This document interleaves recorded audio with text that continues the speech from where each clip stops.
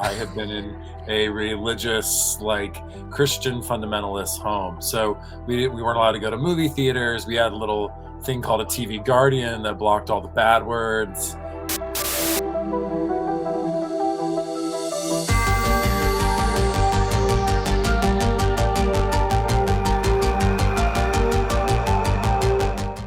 We're going to welcome to the Oh Brother podcast Nick Matthews, who, of course, is Hey, Nick. in the middle of a worldwide tour here, talking about your work on Saw. Now, Nick, is it appropriate to say Saw 10, Saw X? Either one? Is it interchangeable?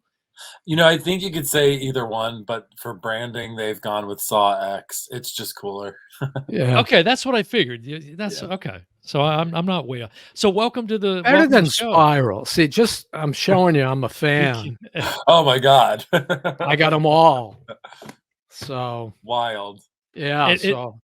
And I got to tell you, I will thank you because this is one of these franchises that I had never watched any of. I saw a little bit of the original, and so because we knew we were going to have the opportunity to talk to you, I knocked out the first couple, especially because I knew this one was basically taking place in between the two. It's a couple weeks after the original, or somewhere in there. Yeah. I mean, I think somebody's done somebody's broken out the entire timeline, and they're like, if you put it all together, this is just week after week of traps. Yeah. Did Mike you could probably know the give us that background. franchise when you were hired? I had been in high school when the original came out. I had been in a religious, like Christian fundamentalist home. So we weren't allowed to go to movie theaters. We had a little thing called a TV guardian that blocked all the bad words. Wow. It was a very specific time, and I kept pushing and pushing to watch more and more intriguing and violent and sort of worldly kind of shit. And so for me, yeah, it's like it started with it's like trying to do Saving Private Ryan, then Seven and Godfather and all this stuff. And my dad had an MFA and had studied English literature. So there's actually like a lot of love for storytelling and literature. But I pressed and pressed to see Saw, and eventually like my dad caved and I rented it from Blockbuster, watched with my younger brother, and just I was really taken by it. And then I kept up with I saw 2 and saw 3 when they came out on video release. And then I think around that time I was headed to college, and I think it just kind of dropped off my radar. And so there's a lot of love, I have a lot of love for the franchise, especially because of what it meant to my life at the time that I saw it. Well, and talk about a significant one to come into Right? collaborate. I Yeah. mean, no pressure, but that's pretty incredible. Now you're in the LA area? Is that Yeah, I where you're lived at in now? Los Angeles. I was Okay. born and raised in South Carolina and Kentucky. South Carolina. Okay, so I'm in Florida. Mike's up in Boston. Oh, cool. But yeah, we're trying to see, American South, but weren't quite sure exactly where Yeah, you're at. How long you been on the West Coast? Mike was a West Coast guy for many years. Yeah. yeah. Yeah, I moved to Los Angeles about 10 years ago. So I was 25 at the time, not to continue to say my age throughout this whole thing. That's all right. We got you covered. But yeah, no, I was 25 at the time, and I had a dream of making movies and telling stories. And actually, weirdly enough, I worked at the Creation Museum from the time I was like 21 to 24. And I was still involved in like religious ideology, and then walked away from the church when I was probably 25, 26. And I always wanted to make movies that dealt with the human condition and dealt with the darkness, the weirdness, sort of the fringe of who we are and what we can be.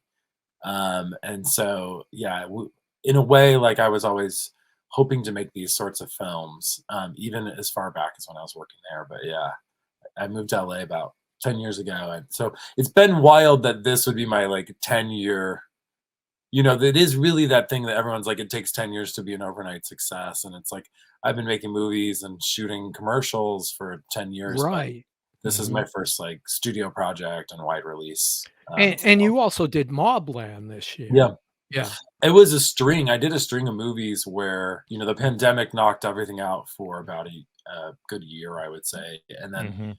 I ended up booking a Shudder horror film called Spoonful of Sugar, Right, right. at end of 2021. Then Mobland I shot in mid 2021, like April, May, and then Saw came into my life in like September of last year, and then I was on that until February, and we did color in like July. So it's been nowhere near what Kevin has had to deal with. You know, Kevin's been involved with creative for such a long time, and then also like cut the movie crazy, right? Yeah. Right. But yeah, he's been involved with the project for just a substantial amount of time, and I can't say enough good things about Kevin. Yeah, That's good. Yeah, because yeah, 'cause he's been in it pretty much from the beginning, right? I mean, on the yeah, editing side and all of that. So and yeah, directed what, at least, 2, 3 or so of yeah. them? Again, Yeah, not just Kevin 2, yeah. cut the first 5 of them, and he was First involved 5. in the very first Saw, and cutting that. I would say I don't think anyone else, like, obviously James Wan and Leigh Whannell, like, really understand the franchise. I actually Right. don't think any other director understands the movies as well as Kevin, because Mm. Kevin understands I mean, he's been brought in on almost every, even the ones that he wasn't the lead editor on, they brought him in to do a pass, to make it a Saw movie, and I think Mhm. Kevin fully knows what these films need in order to succeed. Some of the, like, creative choices they made were a result of them honestly having limited time and limited resources on the original film, but those things have become baked into part of the look. And then in the last, Spiral and Jigsaw kind of stepped away from that, and they tried something different. And I think fans in general didn't care for it. Yeah, they backed off a little bit. Yeah, yeah, and the movies are cleaner, they're more modern, they're shot anamorphic. There's just not Right.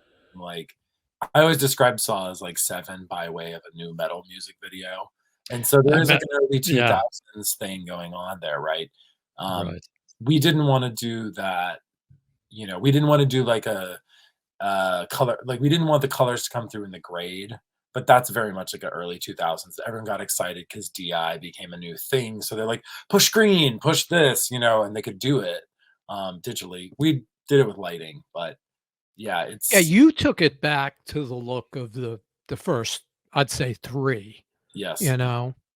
Yeah, I mean, and that was intentional, and that was very conscious and much discussed. I think Mhm. when I first met Kevin, I read the script, and then I interviewed with him like 4 or 5 hours later, and so I didn't have a lot of time to process my feelings, but I remember reading the script and being like, "Holy shit, this is really fantastic." I know it's gonna have Tobin Bell, and Tobin Mhm. Bell's a great character Great actor, actor. Mhm. and that's just one of the challenges of a lot of the Saw films is they haven't always had spectacular performances. You can't go wrong with Tobin Bell. Shawnee Smith knows Amanda so well and is just Mhm. devilish and sarcastic in all the right ways. And then, we got lucky and we hired a bunch of local Mexican actors who are just I fantastic. wondered, yeah, yeah. Yeah, really just amazing people, and yeah, really great. And I read the script and just I was so taken by it, and then when Kevin and I started talking, it was like, for us, it was like, what do we love about Saw? And it's like, we loved the grittiness, we loved the griminess, we love that it made you feel like you wanted a tetanus shot. We love that it's very heightened visually. It's very playful visually. When I got hired, Kevin was like, "Watch 1, 2, 3, and 6." And so I Mm. watched those films and really based most of what I was thinking about, sort of on that as like a starting point for the world. And for me, that was, how do I blend the sort of deep poisonous kind of greens with the kind of jaundicey yellows of 2? 1 is mostly whitish blue fluorescent-y. So I kind of Mhm. wanted to play with telling our story, telling John Kramer's emotional story, but also then bringing those colors in. And it was a conversation with Kevin. It was a conversation with Anthony Stabley, who was our production designer. And it was a very intentional. We wanted the oxidized, rusty sort of metals. We wanted this industrial kind of look and feel. The traps they were trying to do were more of a simplistic, like, how could he have built this from stuff at Home Depot? I mean, Mhm. obviously there's a suspension of disbelief when, it took Mhm. a full crew working for Right. months to design and develop, but that's the thing, Jigsaw can do that because he's sort of a mythical, level of brilliant, you know? Now, I thought this one actually, I really liked it, first of all, and I Mhm. thought it was lighter at the beginning, not only in the colors, but also in the tone. Absolutely. Like, this is the first time I can remember in all 10 films, Jigsaw actually sees it before he does it, and then the kid kind of backs away and he lets it go. So Yeah. he imagined the whole trap in his head, but never designed it, and that's the Yeah. first time I've ever seen that. Yeah, Mm. no, I mean, the script, I would say even the opening act of the movie and the script was longer, and Kevin, one of the biggest conversations was how much information, the trailer's gonna spoil some of the movie. So we Right. already knew our first act ending, which frankly, most people are going to suspect something's up, it's a Saw movie. Um, it was just a question of how much information do we give the audience before we present the scam? And Mm. so, stylistically, the choices were from a script perspective and a story perspective, we're in the world of John Kramer. We're sort of a part of his universe, a part of his emotional landscape. And it's how do we take the audience on what is essentially a drama and a character study? I mean, you have Mhm. one trap in the first 40 minutes, and we're like, Right. "Whew, I hope Saw fans won't hate us." That was, a big conversation, but it did come at a script level, and then Kevin really whittled away to try and really create an arc in the first act that would really work. And so we knew that, a lot of times Saw starts with just a kind of a random trap, and at least, Mhm. Correct. yeah, and in our case, it's like we wanted to start and still have the traps, but we also wanted it to inform you some about his creative process and also like take you into it. And some of it is also keep Saw fans glued to their seats, remind them, hey, we're fucking back. Like this is Mhm. a Saw movie. We're gonna circle around this guy. You're gonna get, you know what I mean? There's like thrust them right into a Saw world. It's amazing because it was so very well done because that's one of the things I left walking away from it thinking, "I can't believe they turned him into a sympathetic character to this degree by the Right. time it's over." You're, like, Yeah. rooting for the guy. It's strange. And they did that in earlier films, but I thought you brought it out more in this Mhm. film about his emotional state. Like, he really believes he's helping people. He's not Genuinely. torturing people, he's helping people. Yeah. As a I mean, life coach, like, I don't this stuff doesn't usually get to me, but I was literally in the theater just, like, squirming, and, I mean, Yeah, it was intense. it and It was. was intense. yeah, I think that a lot of that comes because of we worked with this company called Fractured Effects, Mm. and they're LA based. We looked for a lot of different companies, and there were a lot. I don't get to make this decision, but I do weigh in. And Fractured had done the Nick, which I'm a huge fan of. It's like Steven Soderbergh medical show with Clive Owen, and it's really fantastic. So when I knew they were going to do this, and they did Westworld, they did The Eyes of Tammy Faye, like they've been doing Oh, yeah. amazing prosthetics work for a long time. I've worked on other films where we had prosthetics, and they just usually don't have the budget. And this movie, if the prosthetics are not good, the movie's not good. Yeah. And you would see the actors next to the prosthetics, and you're like, well, now I know why these cost tens of thousands of dollars, and Yeah. have a team of 30 manufacturing them, and they're taking molds of you can't make the prosthetics until the actors are cast, because it has to be exactingly like their flesh and their skin tone and literal shape and feeling, and that's the only way you're able to make it feel so I don't real. know if it was 4 or 5, but when they did the autopsy, Yeah.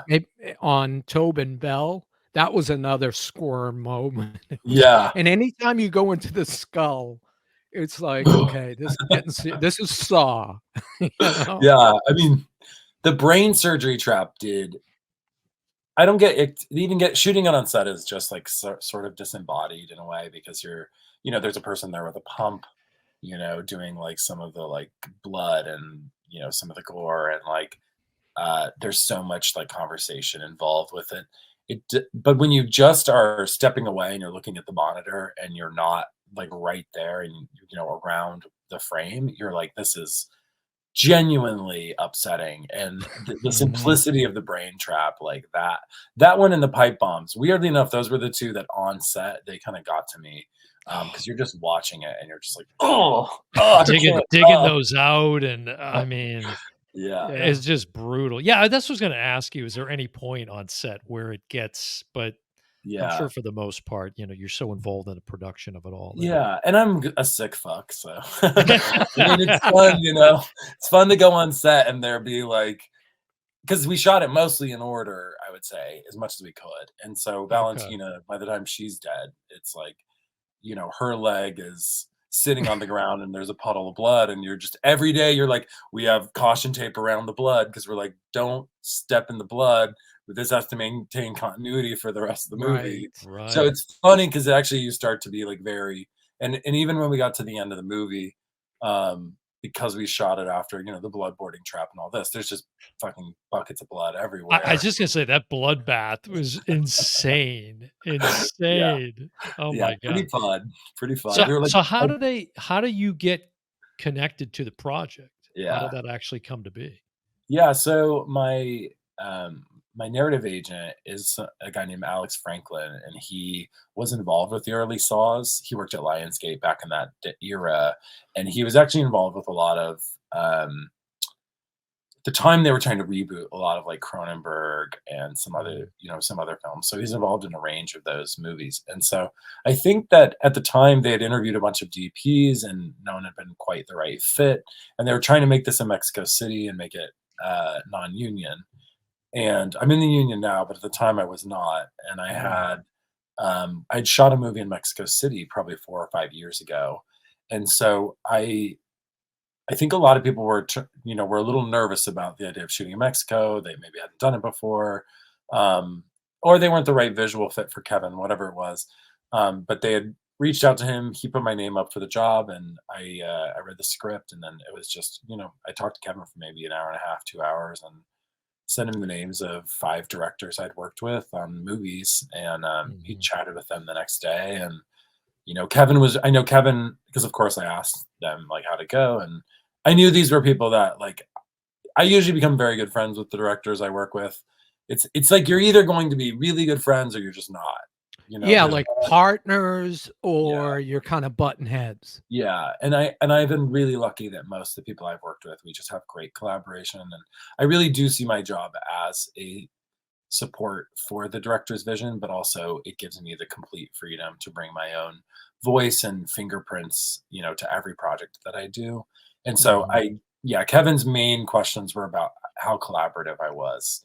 Because I think our mm. interview made it clear we saw eye to eye on a lot of what made Saw, and we wanted darkness and images embedded, where the lights sort of like poking holes into the darkness, and it's very like there's a lot of shadow and a lot of giallo color, and we had the great challenge of once again shooting the most saccharine of the Saw movies, so it's like what is too bright, what's too dark, how do we tell this part of the story, but yeah, so I got hired, and then I got hired. I Did really he happen to see Mobland? Because I would have watched Mobland and said, "Hire this guy." I that movie wasn't out at the time. Oh, that's right. So It's recently out, yeah. although it was done in 2021, you said, right? Yeah, we shot Moblin in 2022. That 2020, was yeah. shot Mm. in Georgia and Alabama in like I think I flew to Georgia and I had 3 weeks to prep and then we shot it in 3 weeks. So it was Wow. super fast. I think we had Whirlwind. 14 days. That's incredible for Yeah, what you and some of the shots in that, yeah, the cast was phenomenal. yeah. I just real and just you really have a nice way of framing a silhouette, Oh, thank you. whether Yeah, whether it's somebody taking a shot, yeah. I just enjoyed it a lot. Yeah, the original title was American Metal, which we were just like, this is a Southern crime film, guys. Please don't call it Mobland. But you know, that movie did help me get Saw, I would say, just because Mm. Kevin had also worked with Steven Dorff. And Right. so I think just that camaraderie but at the time, no, like Mobland wasn't out. And Kevin, I think I'd done a music video that had like some very Saw-esque images in it, I would say.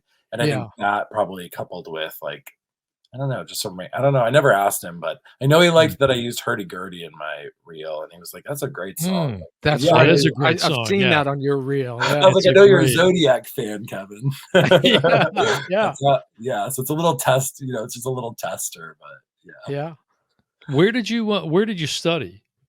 So I have kind of a weird background with it because I studied electronic media at like a small Christian school, and they didn't really know anything about filmmaking or filmmakers. I didn't know what a cinematographer was, for instance. Right. I did like a semester long course, like series of courses in LA, where I got to be a PA on a movie that Mark Boone Jr. and Steve Buscemi, Peter Dinklage, a couple other Mm. fun Mm. names were in. And that was one of my first, like, on-set experiences, but, I was fresh out of Christian college. I was there we were set dressing with porn, and I was like, "Oh, no, this is" it was, very, "Oh, this is so Hollywood." But I was in LA for, like, yeah, about a semester long for that, and then for me, I tried to get into AFI, I tried to get into USC, and it just didn't happen. And so I was living in Kentucky at the time, and I'd shot a bunch of short films and directed and written some, but I just didn't really know exactly what I wanted to do until I eventually like landed on I want to be a cinematographer. It feels weird when I'm not working with the lighting, working with the camera, and I like that the way in which I expose something, the way in which I light something will directly affect how the audience Mhm. subconsciously or consciously experiences the narrative. And I found myself enjoying that so much more than trying to work with actors. I was a kid at the time, I was 20, 18 to 21 when I was sort of first considering this. And then um started, as I mentioned before, I started working for the Creation Museum. I was there the day it opened. Uh, Mhm. I came kind of from that world of like Christian fundamentalism and all. So I actually started doing like AV projection stuff with them. And while I was there, I was made friends with one of the guys that worked there and who was also a big film buff. Like the first time I saw Evil Dead was at the Creation Museum when it was snowed in, and so I was just sitting there and I watched it with this friend of mine and like I started using the cameras they had and the lights they had to teach myself.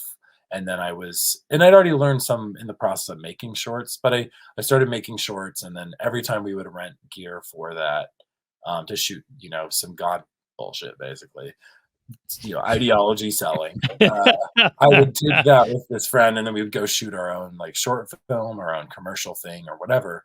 And so I built enough of a reel doing that. And like mostly I was learning from like reading online forums, like Mm. Red User has a 5,000 page forum that David Mullen, who shot like Marvelous Miss Maisel and a bunch of other Mhm. shows and movies, um, he will has answered so many questions on that forum. He's so committed with his time. Roger Deakins has a forum. He answers so many questions, and Roger Deakins has shot so many movies. He's probably one of the biggest cinematographers ever.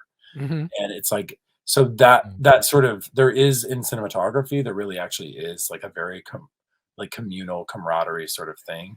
Um, American Cinematographer, a bunch of Mhm. podcasts. Congratulations, by the Yeah, nice way, on article being featured. Thank you so yeah. much. Yeah. Yeah, it's really exciting. I've been reading it since I was 20, and um, I reached out to them in July because I was like, I know it takes some time with prepping a magazine. I was like, "Hey, I don't know if you guys are doing anything with horror in October, but I shot this movie, and I think if you were talking about horror, this might be a fun one to feature."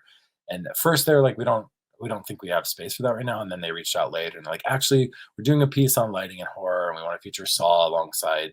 I think they did The Nun 2, Talk to Me. Mm. Maybe Five Nights at Freddy's. I don't remember who else, but Mhm. yeah. Oh, and Exorcist Believer. Yeah. So they Okay. did some really fun horror films and by some really talented people.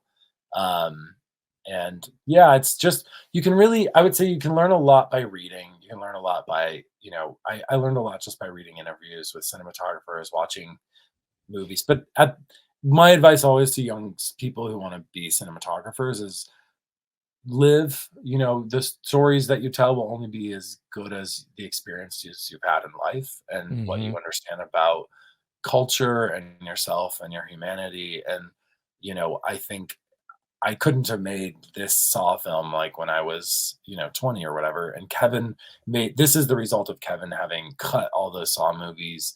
He follows the Reddit threads. Kevin cares. Mm, He's very meticulous and he understands, he just has a really great understanding of what it is. And he's also a huge cinephile. Like you could talk to him about anything from Jodorowsky to Dumb and Dumber. And it's like he's very funny, he's very smart, he's very worldly wise. He's just and that all plays into the stories that you make and tell. So for me, it's like cinematography is, yes, there's the technical stuff. And it is frustrating in the beginning when you're starting out and you're like, I don't know how to do any of this. You really mhm. just have to pick up one piece of equipment and really master that and then pick up the next and master that. And Mm. So or that's one way to do it, or the other is you have a creative vision that you have, and you have to figure out a solve for it. And it's like Mhm. you can reach out to people. There's a lot of stuff, great stuff. There's a lot of terrible stuff online, but there's a lot of great stuff online too. You just got to be careful. It's like if somebody hasn't shot anything worthwhile, don't Mhm. listen to them tell you how to shoot because it's like there's yeah, so many people who I'm like, this person doesn't know how to light, and they're telling Mhm. people like how to light. You know what I mean? yeah. Uh, If you look Yeah. behind me, I have way too many Blu-rays, 4Ks, whatever, and I listen to commentaries all the time, and I look for not just the director, but I love when they have a group commentary and it's everybody, or yeah. the cinematographer. Mhm. And I say to people, you want to learn about how to make movies because I used to teach film appreciation. Oh, I said, cool. listen to some of these commentaries. They tell Yeah. you right in them how to do it. It's amazing. It's like a DIY career, and it was Yeah. one of the first interviews we did on the podcast was, Johnny Durango, who's a cinematographer who Oh, yeah, did, I know Johnny, yeah. With yeah, the did Nelms the brothers. the work on Fat Man and a lot of other Yeah, work that they've done too. For lay people, because you started getting into, wanting to be a cinematographer and all that, the difference between that and DP, yeah. how do you There's really describe it to somebody?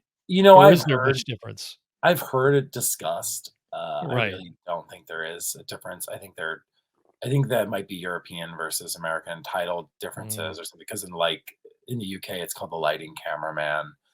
Some of it does come down to structural, like, for instance, in Mexico, there is not a I every time I've worked in Mexico, don't have a grip department and an electric department. We have a mm, gaffer, and he's over both departments. So it's like that's like a structural difference in how films get made in Mexico. mhm, Um, Emotionally, for me, it's, director of I don't really care, like, I don't really think it matters, like, the cinematographer, like, they're both like, both of them require managerial skills, technical skills, and and artistry. And at the end of the day, it's like, do you have something worth saying in an interesting way worth saying it, and can you mhm. do it with a camera? It's like you might be able to be a cinematographer or a director of photography. The Yeah. thing I was thinking about with Saw, too, is, um, you feel like as I'm watching it with Shawnee Smith and Tobin Bell, obviously, I'm thinking, so fortunate that they still look great. There's still health. You know what I mean? Yeah, After, I mean, a pretty good stretch of time since 20 the, years. yeah, it's amazing. So it's really a blessing, to, so what was that like, working, across from them Yeah. in particular? Yeah, I mean, I would say so there's 2 sides of it. With every actor, my goal is to create a space that makes them feel empowered to be the to present the characters that they're playing. And that's the most important part of my job in a lot of ways is, uh, you know, you have to tell the story. It's a visual medium. Um, but we are at the movies for great stories and great performances at the end of Mhm. the day. And so I think a big part of it was building trust with Tobin and building trust with Shawnee. I'm new to the franchise. I'm new to them. Um, the best you can do is be, around them as much as possible. And um, as you're making it, they will see your dedication and your sensitivity. And I operated a camera for 4 of 6 weeks until I ended up getting COVID. And then Mm. I was like, I just don't have the energy to hold a camera. So, um, we had an A cam, our B cam op bumped up, and then we had an A cam, or we brought in somebody for B cam. Um, but in that process, I developed trust, and then also in the makeup and wardrobe tests. Um, Mm. Tobin is very kind. Tobin is extremely passionate. I hope when I'm in my 80s, I'm as spry as he is, as chatty as he is, as considerate and passionate. I'll never forget that we were on the same flight home from the movie, and he stopped me and waited outside of the plane and waited for me, and then asked me, "So, how are you doing, Nicholas? Like, what do you think we just did there? How do you feel about it?" And I was like, "Tobin, when I got hired on this, I told Kevin, this is the best script of this franchise, and I think we have a chance to make the best movie of the franchise." And I was like, "Tobin, I think that's what we just did." And I was saying that, just having shot the movie, but I was like, I know how I felt watching Tobin perform, and I know how I felt watching Shawnee Smith perform. So, Mhm. um, that's what it was based on, and my feelings. And Mm. they are, um, I don't want to cut you off. The second side of it is just that the age aspect was a genuine Mm. conversation and a genuine Mm. concern. Mm. Kevin and I talked a lot about it, and I was like, well, we won't have the money to do de-aging in the way that it was done in The Irishman. And Right. Mhm. The Irishman was very deep fake feeling. Like, I liked the movie, but it also Mhm. had a bit of a weird Yeah. uncanny valley Yeah. experience. Yeah. Yeah. And I'm like, at the end of the day, like, the audience knows this is 20 years later, and, Better Call Saul or, like, Breaking Bad or something like that, you sort of buy it. Mhm. Mhm. Um, If you're invested in the story, invested in the characters, you're not gonna say, "Oh, her hair's exactly, different," or something like that. exactly. And so sorry, kicked me out there.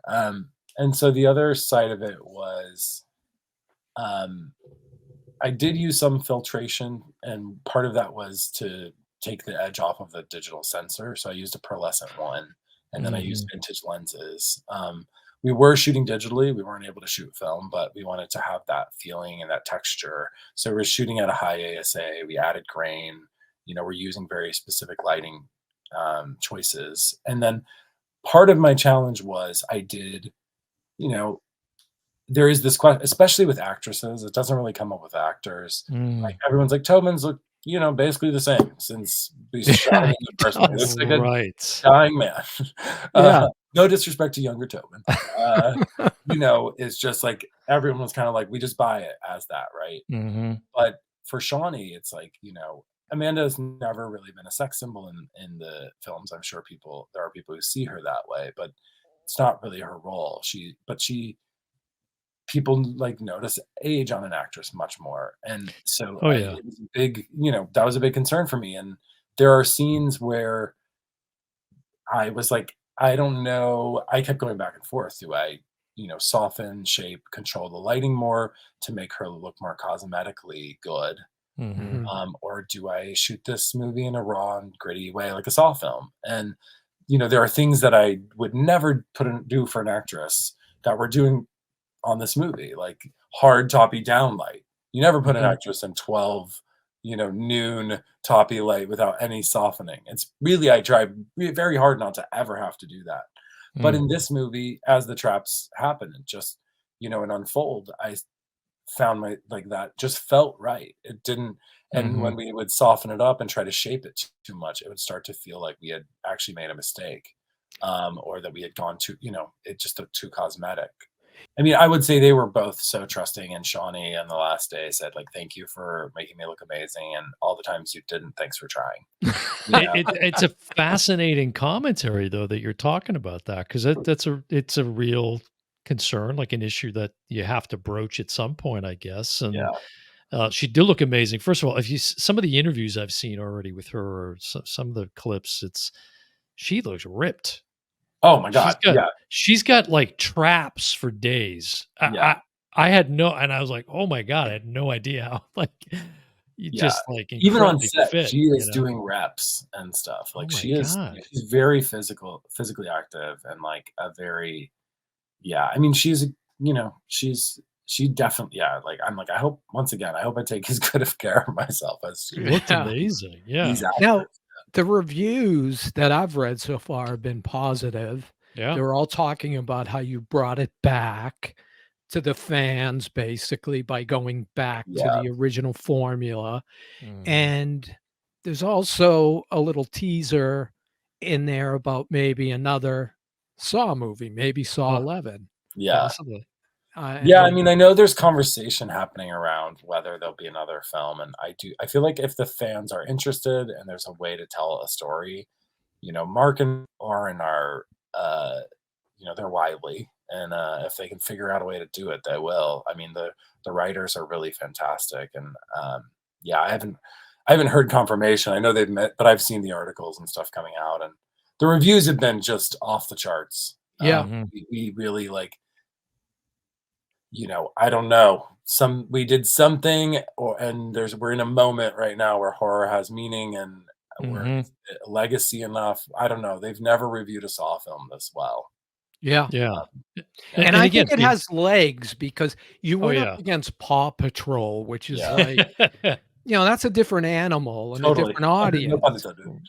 So Yeah, I yeah. think I think this one's gonna continue to get the fans back. I think word of mouth and like I Yeah. said, the reviews are all been good.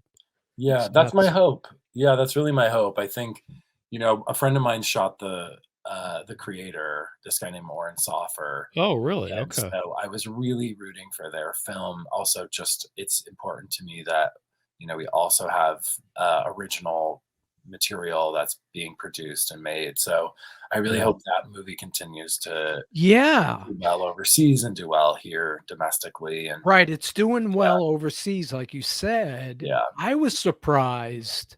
I think it underperformed, but Mhm. and it's another one we're looking for we haven't seen it yet, Yeah, I Oh can't wait to see it. and Yeah, I we wanna we did see a it. yeah, we did a look at when the trailer came out, and I was just blown away. But Yeah, Gareth Edwards is just in a league by himself. yeah. It's incredible. So looking forward to seeing that one too. What are your before we don't keep you all night, but we gotta get like if your top 5 films, if you had to Oh my boil it god. down, what would You Nick's top monsters. 5 films be? You Yeah. Whether monsters. that's whether that's from, the cinematography kind of perspective or just like Yeah. what you go to Blockbuster to rent back when we could do that. I guess the question, it's like I have a range of things I'm interested in, right? Um, and it's like if I'm gonna choose 5, that's so fucking difficult. Well, Jesus Christ Superstar is not gonna be on Yeah. there, I don't I think, mean, right? 7 for The sure. I Passion, I watch 7 7. before every movie I shoot. Yeah. It's just a great genre film. It's so well told. It's so well made. Um, I would say, this is gonna sound slightly pretentious, but it's like I do think Andrei Rublev is like it's one of those movies that I didn't see because I didn't go to film school. Like I sort of have filled in the gaps of a lot of filmmakers along the way. And Tarkovsky, I watched Solaris in high school and I didn't understand it and I was very confused and it didn't make sense to me. And then I would say once I get, early 30s, probably 4 or 5 years ago, I started watching Tarkovsky. And when I saw Andrei Rublev, I was just like, this is so provocative and profound and has so much to say, and just is stunning. Um, that I would say is a favorite. I mean, There Will Be Blood. Like I know it's a Mhm. more recent film, but There Will Be Mhm. Blood is just like something I've spent a lot of time watching. Great film. Yeah, I love that movie. I think it's like one of those movies that was immediately felt like it could have been made then or 50 years ago or 50 years from now, and it's just feels classical and powerful.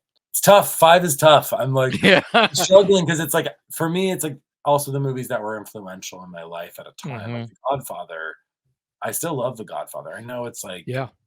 I saw that when I was in high school and I just had never seen anything like it. And it was, it had so much scope. I know that it doesn't tend to click well for all like, audiences, but for me, like at the Mhm. time, like it did something and meant something. So that's 4, right? I Yeah, didn't that's miss Yeah. anything good. there. It's so what do you got, coming up, Nick? Are you in Yeah. the yeah. So the strikes have been I actually came back from Saw and I shot another movie before the Okay. strikes. And I shot this erotic horror thriller with this director, Mercedes Bryce Morgan. She's brilliant. She's amazing. I love working with her. I did a Shutter movie called Spoonful of Sugar with her, and then Right. we went and did this, and this was like a $5 million, film by this company called LD Entertainment. They worked on Jackie, the Pablo Larraín film, and they also did I think this movie called The Cursed that Neon just picked up. So they're great. I really loved working with them as a company. They were super supportive of Mercedes and myself, and yeah, that movie is a lot of fun. I think it's very much in the vein of something like Bodies, Bodies, Bodies, or Ready or Not, or something that's got like, sort of a fun, dark edge to it. Mhm. I don't know what's next after that. I'm reading scripts. I just got something in today that it just didn't feel like a good fit. So once the strikes are over, I'm sure I'll be back out there shooting another movie. Good. But hopefully something dark and weird and a little edgy. Yeah, it Well, won't I'll be tell you, a thank you, for bringing Saw back, and yeah. it's phenomenal, and thank you for Mobland. For people who haven't seen Mobland, you can get that on demand. I Yeah. don't know why they didn't release it, because some Mm. of your shots in that are just fantastic. Yeah, Um, it's coming out actually on Blu-ray, I think tomorrow. oh, Um, perfect. yeah, it'll be on Blu-ray, DVD, 4K, and it was in theaters, but for a very, very limited run and just a small amount of theaters. So Yeah, yeah, it'd be great. Yeah, that's a movie I'm really proud of, and yeah, yeah, just like fantastic really good. performances. Yeah, What's the best way for people to follow you and stay up, to yeah. date on what you got going? I'm on Instagram. My handle is at Nick Matthews Film. And yeah, you can just follow along there.